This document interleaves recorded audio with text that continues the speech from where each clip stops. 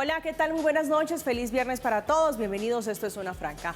Mañana se cumplen 20 años de uno de los acontecimientos mundiales que más ha quedado en la memoria de la humanidad, que ha marcado la historia reciente. El atentado a manos del grupo Al Qaeda que sufrió Estados Unidos el 11 de septiembre de 2001, cuando dos aviones de la aerolínea American Airlines que fueron secuestrados impactaron en las Torres Gemelas en Nueva York. En esas horas de barbarie que vivió el mundo, también sufrió un atentado terrorista el Pentágono. Ese trágico día fallecieron alrededor de 3.000 personas en los Estados Unidos. ¿Qué cambió con esto? ¿Cómo cambió el mundo después de esta fecha? ¿Qué pasó? ¿Y qué originó este atentado terrorista que enlutó el mundo entero? ¿Qué hay del grupo Al Qaeda? ¿Cómo respondió Estados Unidos? Pues de ese acontecimiento histórico vamos a hablar esta noche en Zona Franca.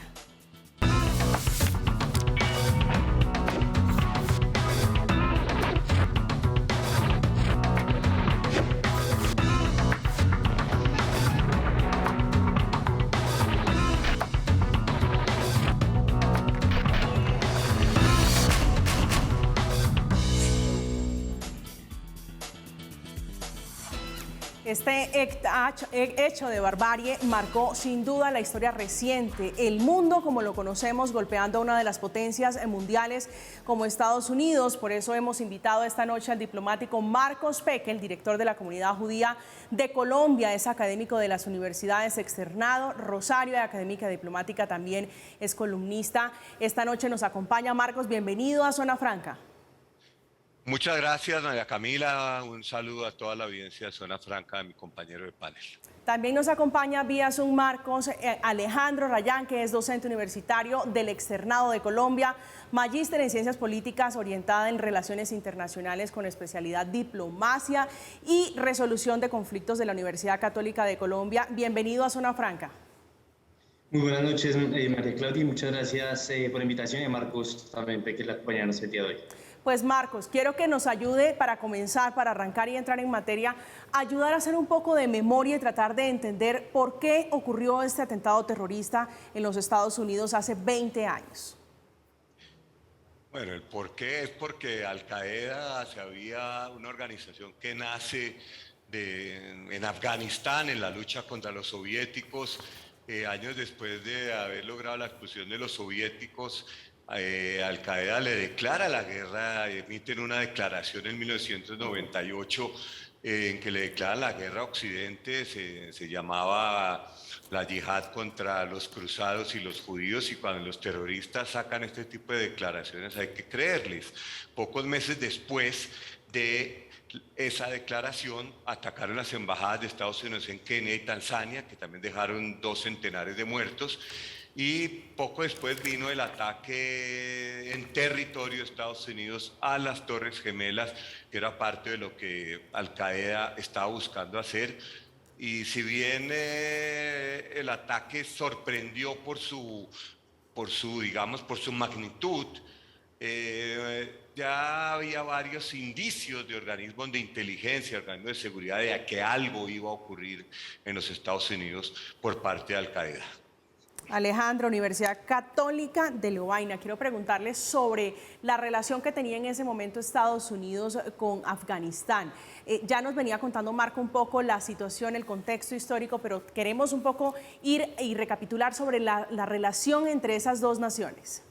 Bueno, hay que remitirnos a lo que fue la invasión soviética en 1979, ¿no? Y que Estados Unidos decide, en marco de esa Guerra Fría, financiar a los mujahidines, que era un grupo guerrillero que buscaban sacar a los soviéticos de ese país. En ese sentido, la CIA entrena, capacita y dota a todos estos mujahidines, y que a partir luego que salen los soviéticos de Afganistán, pues aquí surgen diferentes ramificaciones. De allí también sale lo que son los Al Qaeda, ¿no? Se refuerzan los talibán y se mantienen lo que son los guerrilleros mujahidines. Es así que Estados Unidos, desde ese momento, cuando los soviéticos ingresan a Afganistán, empieza a tener una relación relevante con ese país. Y obviamente ya después de 1996 hasta el 2001, que el Emirato Islámico de Afganistán, liderado por los talibanes, pues claramente, como lo dice el profesor Marcos, Pekel pues tenían una muy mala relación. Ahora es curioso y es importante tener en cuenta que Al-Qaeda, que cometió estos dos ataques terroristas, pues ninguno de los miembros que iban en el avión eran afganos, ¿no? En su mayoría eran saudíes, otro egipcio y un libanés, ¿no? Entonces es bastante particular, y la invasión que argumenta Estados Unidos en Afganistán en el año 2001 se debe en términos de la defensa legítima, porque Afganistán se consideraba que resguardaba y entrenaba o tenía campos de entrenamiento de miembros de Al-Qaeda. Sí, tal vez Marcos, escuchando un poco a Alejandro sobre este contexto que nos vienen haciendo ustedes, de 1988 hablemos un poco de este grupo, Al-Qaeda islamista, y de un personaje también muy conocido a lo largo de la historia después de este atentado terrorista, que es Osama Bin Laden. Bueno, Al-Qaeda es una de las organizaciones que luchó contra los soviéticos, al igual que los talibán, que es un grupo afgano de la etnia pashtun. Y Al-Qaeda, distinto a los talibán, que no tienen un objetivo global, sino simplemente establecer su emirato su emirato islámico en Afganistán, Al-Qaeda se convierte en una organización de terrorismo global, de yihadismo global, que más allá de los atentados a las Torres Gemelas, ha cometido gran cantidad de atentados en otros lugares, en Inglaterra, en España, en países árabes, en Indonesia, en Filipinas. Y es una organización que adopta la ideología del Islam radical sunita. Es una ideología que adopta la ideología del wahabismo.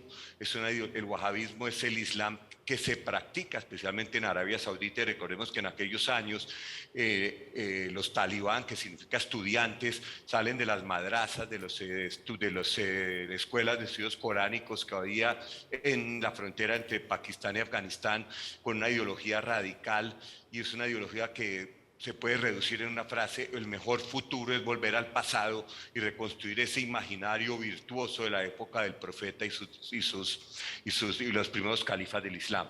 Esa ideología, obviamente, es una ideología además nihilista, que acepta cualquier medio para lograr su fin, y esta es la organización que llevó a cabo los atentados contra las Torres Gemelas y otros muchos, como ya mencionamos. Pero es una organización, como venimos escuchando un poco, Marcos, para que nos ayude a entender cómo surge este personaje, Osama Bin Laden.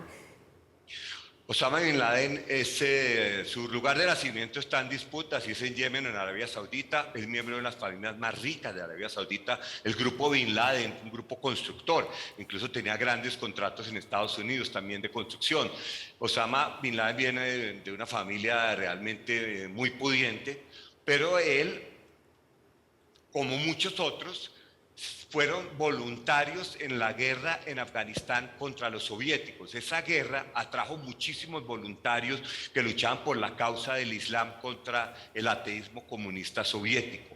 De ahí surge Osama Bin Laden, y gracias, digamos, a su poder económico, a su origen casi que real en Arabia Saudita, se convierte en el líder de esa organización Al-Qaeda, cuyos otros miembros habían venido principalmente de Egipto. Habían venido de los hermanos musulmanes en Egipto, que habían incluso los primeros atentados contra el presidente Sadat, a quien asesinaba en una parada militar por protestar contra la paz que él firmó con Israel, el presidente de Egipto. Entonces eso es la organización, yihadistas que se hicieron, digamos que su bautismo de fuego, para usar esa palabra, fue en la guerra contra los soviéticos, la cual ganaron, y la victoria envalentonó a estos grupos, y si pudimos ganarle a los soviéticos, le podemos ganar a cualquiera, y ahí surge Al-Qaeda, con Osama Bin Laden a la cabeza, y con otros grupos, como digo, principalmente egipcios, que crearon esa organización y que desde las montañas de Afganistán en un comienzo planearon los atentados. Se valentonaron, dice Marcos Pekel. Tal vez, Alejandro, ¿qué pasó con Estados Unidos? Porque es potencia mundial, tiene armamento de primera, se relajaron. ¿Qué ocurrió en ese momento histórico hace 20 años? Bueno, también hay que tener en cuenta que hizo una excelente pregunta, y es que claramente el Estados Unidos de hoy al de hace 20 años es distinto. Estados Unidos en el año 2001 gozaba de una supremacía política, militar y económica. De hecho, pues gozaba la Unión Soviética. Esa Guerra Fría se había acabado en el año 91 y había permanecido esa estructura hegemónica con unas capacidades materiales que beneficiaban a Estados Unidos, con unas instituciones que fortalecían también la visión estadounidense y que claramente estaba con unas ideas, digamos, el orden liberal, la democracia, el libre mercado, y obviamente Estados Unidos gozaba de una supremacía que hoy no es la misma. También es importante allí recordar que para este año, pues digamos que después de los atentados del 11 de septiembre, claramente Estados Unidos recibe el respaldo por parte del Consejo de Seguridad de Naciones Unidas, la comunidad internacional, y con una coalición de 25 países invade lo que es Afganistán. Eso, pues, una invasión del 7 de octubre hasta el 17 de ese mismo mes, es decir, 10 días, una invasión que, pues, para Washington fue un insumo para poder invadir ya después el siguiente año a Irak, y que obviamente pues esta invasión sí tuvo completamente la legitimidad de la comunidad internacional. No hay que olvidar que también en esta primera invasión Estados Unidos recibió el respaldo de la OTAN cuando invoca el artículo 5 de esta organización militar creada en 1949, en la que decía que cualquier país de esa alianza del norte que fuera atacada, pues todos los países fuesen a respaldarlo, soportarlo, y digamos que en ese sentido vimos a un Estados Unidos completamente soportado, respaldado por unos países de Occidente, pero que de pronto con la guerra de Irak no fue lo mismo. Pero en ese sentido Estados Unidos gozaba de una supremacía que pudo hacer y plantear esta invasión en Afganistán. Pero Alejandro, tal vez para aterrizarlo un poco más, para que me ayude a ahondar sobre esa situación, ¿esa supremacía era también una supremacía económica, una supremacía militar? ¿Qué otro componente había aparte de tener unos aliados tan fuertes y poderosos? No, y yo creo que también el tema de la agenda política, ¿no? Porque después del 9/11 Estados Unidos y el mundo, literalmente todo el mundo empieza a establecer una nueva normatividad, ¿no? La Unión Europea saca los reglamentos para la lucha contra el terrorismo y los diferentes países. Y pues claramente Estados Unidos gozaba de esa fuerza también económica que en 1980 con el presidente Ronald Reagan, que se desregula el sector financiero, pues Estados Unidos en los años 90 es la parte más fuerte de inversión extranjera estadounidense en el mundo, y pues obviamente militarmente que Estados Unidos siempre ha gozado de esa fuerza militar. Entonces Estados Unidos claramente después de los ataques terroristas fortalece esa agenda política internacional alrededor del terrorismo, alrededor del eje del mal, ¿no? Que el presidente Bush establece este relato, y todos los países del mundo se comprometen a la lucha contra el terrorismo, y digamos que se fortalece también estas listas de los grupos terroristas, y todos los países se comprometen en esta lucha. Entonces, en ese sentido, se puede materializar en efecto para hace 20 años en esos temas. Sí, ese punto que usted toca es muy importante. Vamos a hacer una pequeña pausa, pero al regreso quiero que hablemos de eso, de cómo el mundo, no solamente Estados Unidos, cambia a partir de este atentado terrorista que mañana cumple 20 años y que se da este aniversario en medio de la salida de los Estados Unidos de Afganistán después de una larga e intensa guerra. Esto es Zona Franca, ya regresamos.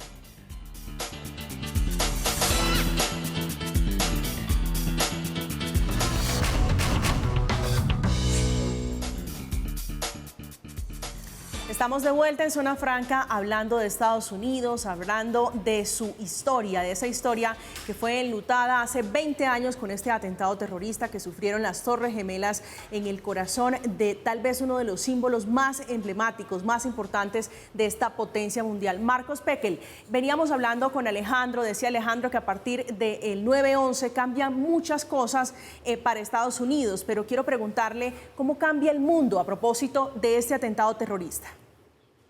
Bueno, como bien dijo Alejandro, al momento de los atentados, Estados Unidos gozaba realmente de una hegemonía importante en el mundo. Se había terminado la Guerra Fría, Estados Unidos era la potencia, dictaba los términos de la diplomacia, la economía, realmente era la potencia, el hegemón en aquel momento. Si el atentado mismo no fue el principal productor de los cambios grandes que se han dado, sino la reacción de Estados Unidos. Estados Unidos se metió en la guerra de Afganistán, y realmente los objetivos que Estados Unidos se puso al comienzo, de sacar a Al Qaeda de las montañas de Afganistán y derrocar a los talibán, lo cumplió en pocas semanas.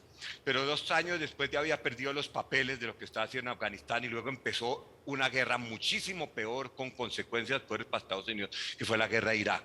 Son 2 guerras que realmente fueron ambas una calamidad para Estados Unidos. Estados Unidos no tuvo ningún logro en su invasión a Irak, simplemente causó primero que todo la aparición de ISIS, segundo el ascenso de Irán, tercero el desbarajuste regional en buena parte, cuarto digamos la lucha fratricida entre sunitas y chiitas causada por la guerra en Irak, el derrocamiento de Saddam Hussein y la idea de Estados Unidos de construir democracia occidental tanto en Irak como en Afganistán. Entonces, ese declive de Estados Unidos obviamente es un cambio geopolítico importantísimo en estos 20 años. En estos 20 años, pues los talibán llegan al poder hace una semana o hace 2 semanas y encuentran un ambiente geopolítico mucho más favorable que el que tenían hace 20 años, porque ahora van a tener el reconocimiento de varios países que por lo tanto ya no va a ser ese régimen apátrida que fue en su momento con el que nadie tenía relaciones. Creo que ese es uno de los cambios que podemos mencionar, que es el desastre de Estados Unidos con esas 2 guerras. Sí, Marco, tal vez para que nos ayude a puntualizar algo, y es sobre Estados Unidos, que se enfrascó en esta guerra, usted decía, tratando de llevar democracia a estos puntos geográficamente estratégicos o importantes, relevantes para Estados Unidos. ¿Por qué ese fracaso? Porque uno no construye democracia en otro lado, en otras culturas, en otros países, en otros estados con unas circunstancias muy distintas. O sea, la democracia liberal occidental pues funciona en los países en los que funciona, pero no se puede imponer desde afuera. Usted no puede llegar a Afganistán, un país que tenía unas instituciones tribales propias, no digo que funcionara, porque un estado completamente disfuncional también, y tratar todavía de imponer por la fuerza unas instituciones occidentales. En Irak fue peor, porque en Irak lo que hizo Estados Unidos fue destruir el estado del Ba'ath, destruir el ejército iraquí y pensar que con buenas intenciones y una constitución estilo Dinamarca iban a construir una democracia en Irak. Y lo que terminó ocurriendo fue que la minoría sunita que gobernó Irak con puño de hierro durante el tiempo de Saddam Hussein quedó marginada del poder, porque en Irak la mayoría de la población es chiita, y ahí nació Al-Qaeda en Irak, cuyo hijo pródigo es el Estado Islámico. Por lo tanto, eso de construir democracia en otro lado no ha funcionado muy pocas veces y definitivamente no en países con culturas políticas y sociales tan distintas, donde los estándares de gobernanza deben venir de la población y no impuestos desde afuera. Sí, tal vez usted decía, se equivocó Estados Unidos tratando de llevar democracia y de recomponer un poco el camino de otras culturas con costumbres completamente diferentes. Alejandro, quiero preguntarle, ¿se equivocó entonces Bush y se equivocaron el resto hasta nuestros tiempos, hasta Biden? María Camila, es una excelente pregunta, y yo creo que para encontrar esto pues también tenemos que remitirnos a la historia. Estos países de Medio Oriente, de hecho, después de la Primera Guerra Mundial, se hizo un acuerdo por debajo de mesa que fue el Sykes-Picot, y digamos que se distribuyó toda esta región de manera impositiva por parte de países occidentales, ¿no? Francia e Inglaterra, y que muchos de ese inconformismo es histórico, ¿no? No es solamente aquí, yo creo que es importante mencionar que no solamente es la pelea por un tema religioso, sino aquí también hay unos intereses políticos y económicos que datan de hace muchos años, ¿no? Medio Oriente es una zona fundamental de tránsito, y lo vimos con el Imperio Británico, para llegar a la India, o la ruta de seda con China, ¿no? Es una zona que además está rico de recursos naturales. Entonces aquí los conflictos van más allá de lo cultural. Lo segundo es que, a ver, en Estados Unidos hay 2 posiciones. Hay unos que consideran que el mundo debe ser guiado, llevado por los Estados Unidos, pero digamos de una manera guiada sin imponerse, ¿no? Es decir, con las propias dinámicas de las relaciones y de la vida internacional. Por el otro lado encontramos los evangélicos o los neoconservadores, o también conocidos los neo-neo, que fueron los que asesoraron a Bush y quienes consideraban que tocaba reconstruir, literalmente reconstruir Afganistán e Irak con una visión de Occidente. Esto también emerge o sale de estas ideas de la Pax Democrática y esta idea kantiana que menciona que si todos los países son democráticos, el mundo no entra en violencia. Pero eso realmente, como lo dice el profesor Marcus Pecker, no es verdad. hay países que tienen democracia y son bélicos, ¿no? Entonces, eso ahora hay que agregarle otro argumento fundamental, y es que también esa geopolítica de hace 20 años a la de hoy, no solamente se agrega la guerra de Irak y Afganistán, que de acuerdo a cifras de Estados Unidos, en costos directos e indirectos llegaron a 5.2 billones de dólares. No solamente ese costo económico, también de vidas, pero hay que agregarle dos elementos, en mi opinión, María Camila, muy importantes. El primero, la crisis financiera económica del 2008, que Estados Unidos pues es el epicentro central y que afecta a las finanzas de Estados Unidos. Y lo segundo, la emergencia de los BRIC, en su momento, que luego pues entraría Sudáfrica, ¿no? Brasil, Rusia, India, China y posteriormente Sudáfrica. Entonces fueron tres elementos que ayudaron a que Estados Unidos también se debilitara. Ahora, finalmente, dentro de la cadena de errores de Estados Unidos en Afganistán, en Irak, es que también Estados Unidos estableció un conflicto asimétrico y no simétrico, es decir, dejó de lado los elementos ontológicos de las guerras, es decir, la religión, el tema identitario, los valores, y por eso vimos que la OTAN y Estados Unidos se centraban en lugares, digamos, principales de Afganistán o Irak, pero dejaba las zonas más alejadas, no tenía presencia, y allí obviamente los talibán, los mujahidines y diferentes organizaciones pues siguieron su vida normal, ¿no? Entonces, en ese sentido, fueron varios errores que Estados Unidos cometió, no solamente en términos de cómo concebir la guerra, sino tampoco entender las dinámicas políticas de las diferentes comunidades políticas de Afganistán y de Irak, lo que hoy nos lleva a un resultado completamente negativo. Y claro, como lo dice María Camila muy acertado, fue un error que inició en Bush, pero que dos administraciones republicanas y dos administraciones demócratas pues volvieron a caer en este mismo error que lo que vemos hoy 20 años después. Error que después de 20 años. Marcos, usted menciona algo muy interesante y es relacionado con el reconocimiento del talibán a propósito de esta llegada al poder. Digamos, geopolíticamente, ¿qué consecuencias, cuál es el mensaje que se envía a Estados Unidos, no solamente con la llegada al poder, sino con este reconocimiento de esta organización? Bueno, hay que ser claros con esto. Se sabía desde hace años que los talibán iban a volver al poder. Para ellos su marco de tiempo es la eternidad. Ellos no se manejan en periodos de 4 años como los presidentes de Estados Unidos. Y sabían los presidentes de Estados Unidos que en el momento en que se retiraban los talibán, ya desde el 2005 empezaron a reorganizarse con paciencia estratégica, con la ayuda de Pakistán. Poco a poco fueron copando territorios en la medida que el gobierno afgano proamericano fracasaba y no llegaba a una cantidad de regiones. Afganistán es un país multiétnico. Se fueron organizando, y ya en el 2015, antes de la administración Trump, los talibán controlaban el 40% del territorio afgano. Ya era un hecho que iban a llegar, que en el momento en que Estados Unidos saliera, los talibán volvían al poder. Y hoy encuentran, como digo, una geopolítica mucho más favorable, porque hoy en día ya no es el hegemón de Estados Unidos, ya está China y Rusia, cualquiera de esos países donde Estados Unidos pierde, ellos ganan, y de esa manera ya vemos como China había empezado incluso negociados con los talibán hace ya varios meses. Ya los chinos tienen presencia en Afganistán, no han podido desarrollarla mucho por la falta de seguridad. Rusia igualmente, ambos tienen intereses, Turquía también, Irán también, Pakistán también. Por lo tanto, creo que los talibán encuentran, a pesar de una situación geopolítica mucho más favorable, y tomando en cuenta lo siguiente, que la comunidad internacional, lo que sea que eso signifique, no va a mover un dedo, ni por las mujeres afganas, ni por los derechos humanos. Eso les toca a los afganos mismos ver cómo protegen los derechos a las mujeres afganas, cómo van a proteger esos avances que tuvieron estos 20 años, les va a tocar a ellas. Nadie va a mover un dedo por ellas. Sí, Alejandro, tal vez una pregunta final a propósito de este aniversario que por supuesto, más allá de celebración, es una recordación a estas cerca de 3.000 víctimas en Estados Unidos. Se ha conocido, ha trascendido que el talibán va a celebrar mañana su llegada al poder. ¿Qué mensaje le envía a Estados Unidos? Y quisiera tal vez que habláramos rápidamente de la vulnerabilidad, si se puede hablar en esos términos, de esta potencia mundial. Bueno, yo creo que aquí hay un factor muy importante, en mi opinión, y es que en la política internacional los relatos son fundamentales.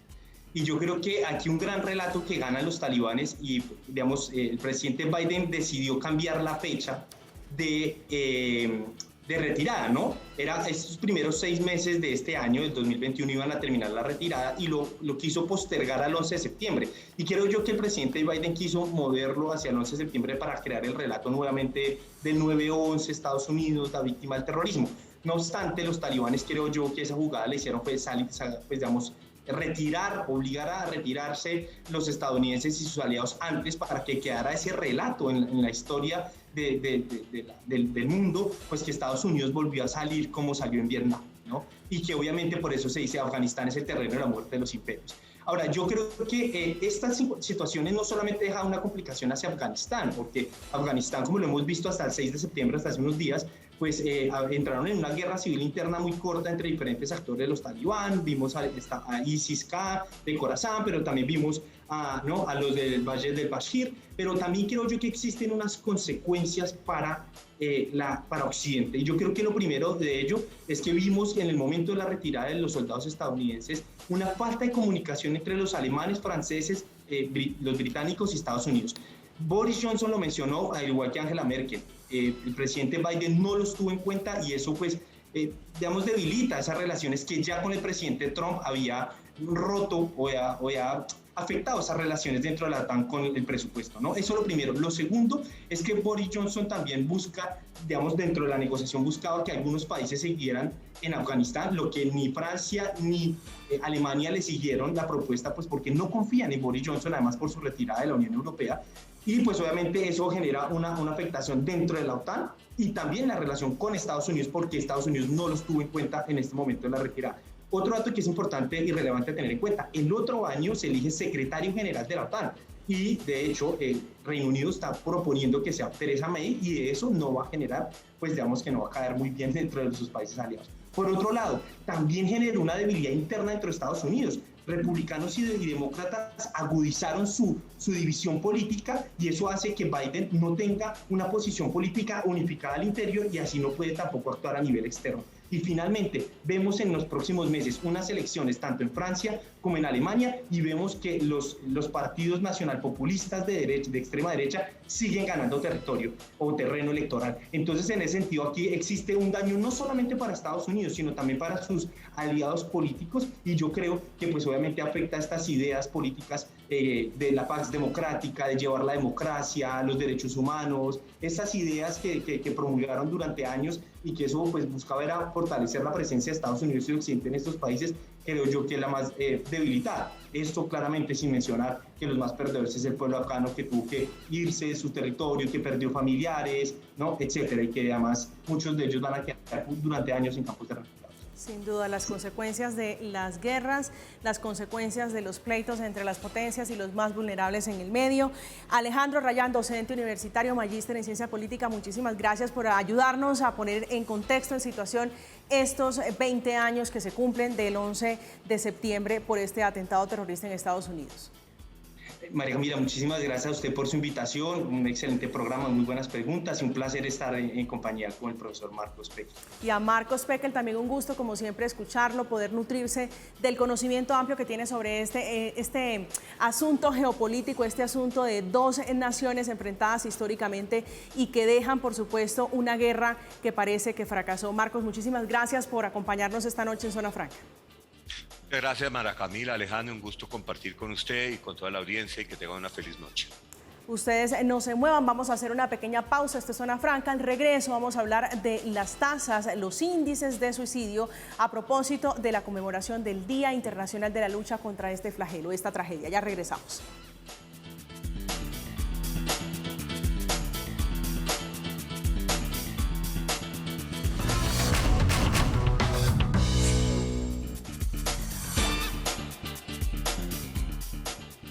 Y estamos de vuelta en Zona Franca, vamos a hablar de la segunda pandemia, esa que tampoco da tregua y son los suicidios. Por eso a esta hora de la noche hemos contactado vía Zoom a un experto, al doctor Rodrigo Córdoba, que es psiquiatra, profesor de la Universidad del Rosario, expresidente también de la Asociación de Psiquiatría de América Latina. Doctor Córdoba, bienvenido a Zona Franca, es un gusto nuevamente conectarme con usted.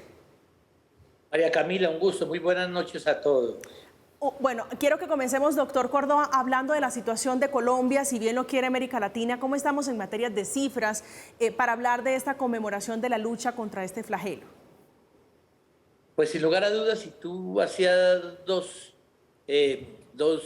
sentencias cruciales desde el principio. Lo primero es que muy seguramente una segunda pandemia será el impacto sobre la salud mental. Alguna vez decía yo que así como la salud física dejaría una huella de gato en la historia de la humanidad, la salud mental dejaría una huella de elefante en este sentido. Y la segunda situación está dada que per se la problemática de salud mental era previa.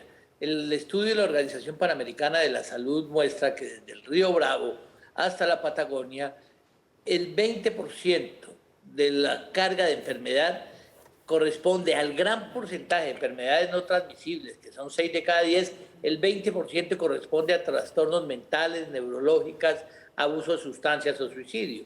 Es decir, estamos frente a una situación que necesariamente pre-pandemia obligaba a tomar medidas importantes. Y ya empiezan a aparecer el reflejo de situaciones especiales, como por ejemplo el incremento de las tasas de suicidio en el último trimestre, que nos muestra el estudio del DANE en un 11%.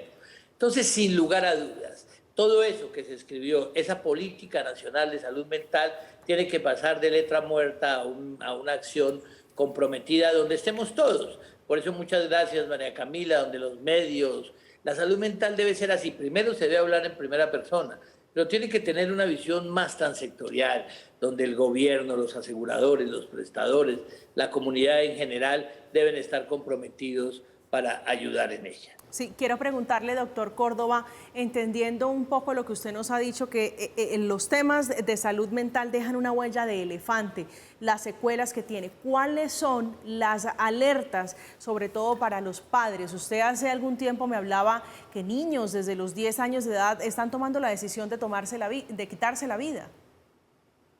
Allí hay una de las preocupaciones grandes. Si ustedes miran, quienes nos están oyendo, con lupa las tasas de suicidio, no hay ningún grupo etario que esté exento, pero vemos con mucha preocupación que la población joven, 15 o 24 años, tiene un impacto significativo, pero hemos visto también un incremento en niños entre 10 y 15 años. Entonces, sin lugar a dudas, se haría uno la pregunta, ¿qué es lo que está sucediendo allí? Yo voy a hacer una especulación en ese sentido, pero ¿qué cambia a los niños de hace 10 años a los de ahora? Que tienen un acceso mucho más directo a las redes sociales y por eso es casi unas señales de alarma para los padres que no los dejen a un lado. Pero ese niño que empieza a tener cambios en el funcionamiento, es decir, que en el colegio que disfrutaba empieza a aislarse, que tiene menos grupos de amigos con quienes se relacionan, que empieza a tornarse más irritable, más aislado, sin lugar a dudas, es importante que busque ayuda. Y como sucede para niños, para adolescentes, para adultos jóvenes, para adultos mayores, prevenir es preguntar. Es la campaña con mucho entusiasmo de la Asociación Colombiana de Psiquiatría desde hace 2 años, hoy la hemos revivido. Preguntar es prevenir. Parcero, amigo, mijo, novio, pareja. Usted tiene ideas de estas características y creo que con esto podemos evitar. ¿Qué pregunta uno, doctor Córdoba? ¿Cómo te sientes? ¿Cómo estás? ¿Cuáles son las preguntas clave que uno debe hacer para tampoco invadir de pronto esa privacidad en medio de una situación tan compleja como puede ser depresión? Pero yo creo que muchas veces la visión subjetiva, es decir, quien está al lado empieza a notar esa serie de cambios. Entonces preguntar, sí, has tenido cambios en el patrón de funcionamiento, en el sueño. Si le señalamos que se ha tornado mucho más irritable, mucho más pesimista, mucho más aislado, si empieza a tener ideas generalmente ruinosas, de culpa, de minusvalía, de fracaso o aún ideas relacionadas de la muerte y muchas veces maquilladas o envueltas. Es decir, yo ya cumplí mi tarea, aquí no tengo nada que decir. Voy a poner un ejemplo a mi juicio, de unos escritores que me produce más entusiasmo en Colombia, que era Andrés Caicedo. Cuando alguien empieza a decir que a los 25 años ha cumplido y ha hecho todo lo que tiene que hacer, muy seguramente hay algunas señales que deben ser atendidas con mayor detalle. Sí, usted plantea la situación de los jóvenes entre los 15 y 24 años, pero mucho más grave entre los 10 y 15 años, y quiero preguntarle, porque usted menciona algo muy clave, y son las redes sociales, el Internet. ¿Qué encuentran los niños en las plataformas, en estas nuevas tecnologías que los llevan a asumir una posición, una condición de depresión? ¿Qué deprime a los jóvenes? Más que deprime, lo que ella encuentra, y tú lo sabes mejor que yo quizás, es que las redes hoy en día se encuentran de todo. Y alguien que ponga o active un buscador puede encontrar cualquiera de las cosas. Y lastimosamente no todos los que están en ellas están dedicados a hacer tareas nobles, sino muchos de ellos están haciendo tareas innobles. Entonces allí tienen la capacidad de enganchar con personas o con páginas que hablan de promociones de la muerte, de promociones al suicidio, que lo hemos identificado. Hay páginas completas que han sido registradas por los medios, por los diarios, con mucha preocupación. Entonces, claro, un niño que en ese momento todavía el cerebro es como una plastilina, es muy moldeable, y recibe un influjo de información de esas características, pues sin duda está expuesto a tener desenlaces fatales. Le pregunto, doctor Córdoba, no soy mamá, pero he tenido cercanía obviamente con personas que están en este momento en el proceso de educar, de criar, y como todo es moda, como todo es tendencia, ¿cómo se le dice a un joven no accedas a la tableta, procura no pasar tanto tiempo en la tableta, no a las redes sociales? ¿Cuál es el método? Me excusa que abra un poco el rango de la pregunta, pero este es un reto para todas las generaciones, para todo, para el gobierno, para todo. El ejemplo de la equidad se da entre los 0 y los 5 años. Es decir, lo que en un niño sucede entre los 0 y los 5 años, el maltrato, la alimentación, la posibilidad de acceder a esos procesos tempranos de formación, a la motricidad, a todos estos fenómenos, sin lugar a dudas, allí radica quizás la posibilidad de que este chico no tenga dificultades mayores más adelante. Pero cuando uno encuentra esos grupos etarios mayores, lastimosamente hemos perdido, y la pandemia no nos ayudó mucho, en el sentido de que el mundo se volvió más virtual. La capacidad de la cercanía, de la mirada a los ojos, de interactuar, ha sido relegada un poco. Ya lo habían descrito algunos colegas japoneses con mucha preocupación por las características de su cultura, y sin duda hay que poner límites en ciertos grupos de edades, pero también a los jóvenes que seguramente nos oyen, como oyen tu programa, como ven tu programa, hay que promover algunas actividades de uso creativo del tiempo libre, que definitivamente el mundo no es las redes, sino que existe un mundo un poco más allá. Y yo creo que hay que promover la felicidad, hay que ser promotores de la esperanza. Yo creo que el gran reto en este momento de la humanidad es quitar estas nubes de desesperanza y promover la esperanza.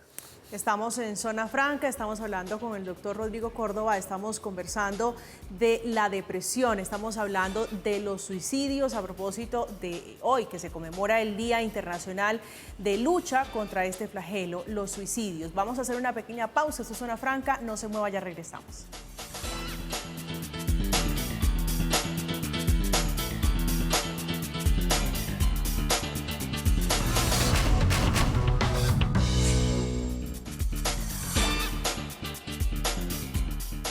Estamos de vuelta en Zona Franca, estamos conversando con el doctor Rodrigo Córdoba, el doctor que es psiquiatra, especialista, experto en esta materia, lo que tiene que ver con la depresión, cómo manejar la salud mental. Doctor Córdoba, quiero preguntarle, porque usted mencionaba antes del corte, sobre límites, sobre retos que no solamente deben enfrentar los padres en esta generación, sino que lo han enfrentado a lo largo, pero los de hoy tienen un reto mucho más grande y son las nuevas tecnologías.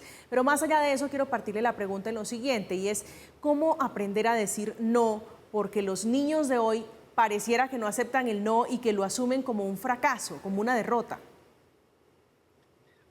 El pensamiento surge casi de un ejercicio dinámico, el pensamiento surge de las manifestaciones tempranas. Los críos, los bebés, por decirlo así, la primera frustración que tiene, el primer golpe de la humanidad es que está muy cómodo, muy cálido, con alimentación, con temperatura perfecta. En el momento en que sale, en el que se enfrenta al mundo, se enfrenta a una situación particular. Y esto, de allí, de esa frustración, surge el pensamiento. Y ese es el origen mismo del pensamiento, lo que nos diferencia de otras especies. Y sí, los seres humanos no aprenden a entender que no todo el mundo es como yo lo concibo, como yo lo percibo, que solo el proceso es si yo no genero espacios de reflexión diciendo no, desde muy tempranamente, muy posiblemente allí vamos a tener dificultades en la conducta, en los comportamientos de estos chicos cuando se vuelvan adultos. Y surge también la expectativa que si el no es constante, permanente, si viéndolo dentro de un proceso de desarrollo social, las respuestas es no, pues sin lugar a dudas en ese proceso debería haber la posibilidad de encontrar un equilibrio, de saber que así como hay día y noche, que como hay calor, hay frío, hay sí y hay no. Doctor Córdoba, el suicidio, o más bien la depresión, ¿es la principal causa que conlleva un suicidio o hay otras consecuencias, otras causas detrás? Es muy valioso tu planteamiento, porque si tú revisas las cifras de medicina legal, lastimosamente toman la foto de la conducta. Entonces tú ves allí fracasos económicos, fracasos sentimentales, una gran cantidad de pérdidas laborales, y eso es el detonante. No todos los que pierden una pareja acaban con la vida. Un estudio ambicioso de la Universidad de Antioquia, Carlos Palacios, Jenny García, Carlos López, tomando una beca del grupo de la Universidad de Columbia, el grupo de Nueva York, John Mann y María Kendo, ellos hacen autopsias psicológicas y cada vez que había un suicidio iban a diferentes pueblos de Antioquia y allí levantaban una autopsia psicológica, es decir, hacían una historia clínica, entrevistaban a los cercanos, los familiares, y lo que nos arrojó es que más del 90% de las personas que tenían y cometieron un suicidio, consumaron un suicidio, tenían una patología mental asociada. Yo veo que el gatillo es el impulso, la impulsividad y la desesperanza, pero donde cabalga sobre un trastorno mental. Entonces yo me atrevería a decir, primero, en términos prácticos, que si queremos evitar el suicidio es disminuir el estigma de la enfermedad mental, es decir, buscar ayuda, buscar ayuda. Desafortunadamente, los seres humanos son vergonzantes frente a lo mental porque lo asocian con la voluntad, porque tiene una carga estigmática importante. Entonces, buscar ayuda es absolutamente necesario. El equilibrio emocional también se rompe.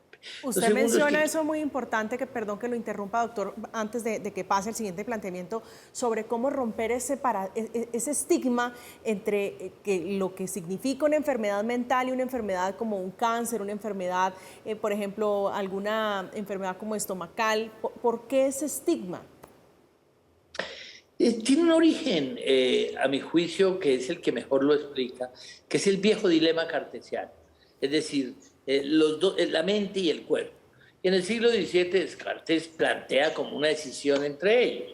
Entonces, del cuerpo, por eso ves toda la gran investigación. Hoy en día sabemos desde la fisiología cómo funcionan muchos de los órganos. Y lo mental se asoció mucho a la voluntad, a lo espiritual, a un poco de procesos que no estaban relacionados con el organismo. Hoy en día tenemos mucha claridad que el cerebro y la mente son una unidad, pero esto de alguna manera ha tenido un tránsito subcultural a través de la historia de la humanidad. Entonces, por eso tú oyes mucha gente que le dice a las personas, ponga de su parte, eso es poner, es que la cabeza todo lo controla, póngale voluntad. Y muchas veces es que las personas que están tristes no es que no quieran, no pueden. Les pueden organizar la fiesta más colorida y más vistosa y muy seguramente no la van a poder disfrutar porque el mundo lo están viendo desteñido y en blanco y negro. El mundo en blanco y negro por esta enfermedad que es sumamente dolorosa. Usted nos planteaba la situación del 20% de los trastornos, y me corrige, en todo el mundo están asociados a trastornos mentales, y hacía una referencia en particular a la legislación colombiana y decía, ojalá no fuera ley muerta, letra muerta. En este momento, ¿qué tan fácil es acceder a un tratamiento para tratar un padecimiento mental? Yo, lo primero es que te decía que años de vida ajustados por discapacidad. Es decir, ¿por qué la gente vive mal por las enfermedades? Este estudio dice, del 100%, el 60% es por enfermedades no transmisibles, por ejemplo, no COVID, eso seguramente va a cambiar. Pero de ese 60%, 1 de cada 5 tienen algún tipo de trastorno mental, como te los contaba, que incide sobre eso. Entonces, sin lugar a dudas, tenemos una problemática de política pública y hay que reconocer a todo señor, todo honor, el doctor Alejandro Gaviria, el doctor Juan Pablo Uribe, el doctor Iván Darío González, desarrollaron y presentaron reunido con un grupo de personas una política nacional de salud mental.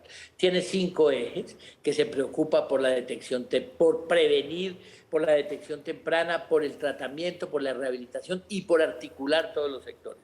Consiguieron recursos para ello. Hay un COMPES de 1.2 billones de pesos.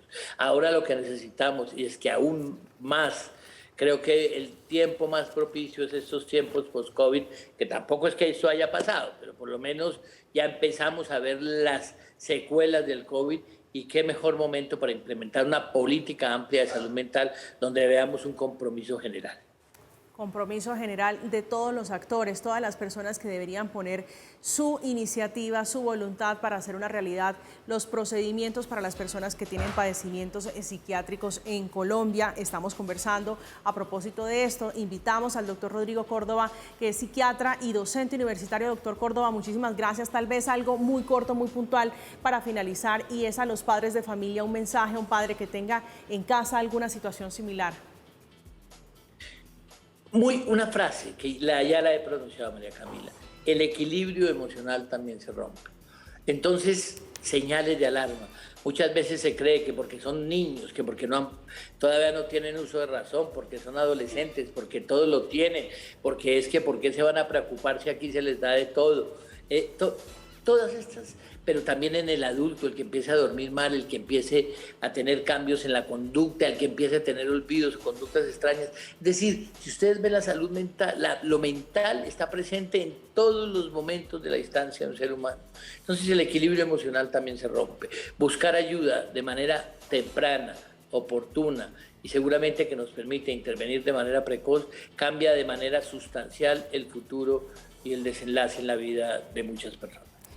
Buscar ayuda, hablar, tratar este tema sin ningún tipo de mito, sin ningún tipo de tabú. El doctor Rodrigo Córdoba, psiquiatra y profesor de la Universidad del Rosario, hablándonos de la depresión, hablándonos de los suicidios y de cómo poder detectar a tiempo enfermedades mentales. Nosotros hemos llegado al final por hoy de Zona Franca. A ustedes, como siempre, un gusto que nos hayan acompañado. Les deseamos un feliz resto de fin de semana. Nos vemos el próximo lunes a las 9 en punto de la noche.